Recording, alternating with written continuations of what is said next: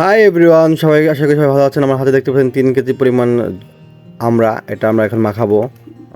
এই এখানে আছে কাঁচা লঙ্কা, যেটাকে বলে বাংলায় মরিচ। এই মরিচগুলো কুচি কুচি করে কেটে এই জলপাইয়ের সাথে ভালো করে মাখাবো। এই জন্য আমরা প্রথমে জলপাইগুলো এখন আমরা ভালো করে ধুয়ে নিব, এবং ধুয়ে নেওয়ার পরে ভালো করে এখন সবগুলো ছিলে নিচ্ছি, যাতে দ্রুত গতিতে ছোলা শেষে আমরা এখন এগুলো ভালো করে ক্লিন করে নিচ্ছি, যাতে এখানে কোনো ময়লা না থাকে।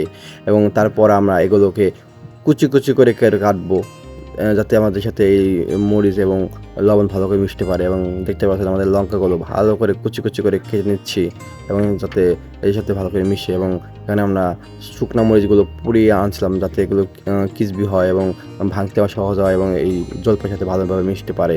তো এগুলোর সাথে ভালো করে এগুলো মাখিয়ে নিচ্ছি, যাতে মাখাতে গিয়ে আমার হাতও ভালো জ্বালা করছে। তা হোক, মজার কিছু তৈরি করতে হলে একটু কষ্ট সহ্য করা যায়। যাই হোক, এখন এগুলো আমরা ভালো করে মাখিয়ে নিচ্ছি, এবং সাথে আমার সাথে ছিল আমার 2 বন্ধু, ওদেরকেও আমি এগুলো সার্ভ করে দিলাম। ওরা খেয়ে অনেক মজা পাচ্ছে। যাই হোক, যারা এই ভিডিও দেখছেন তাদেরকে ধন্যবাদ। আল্লাহ হাফিজ এভরিওয়ান।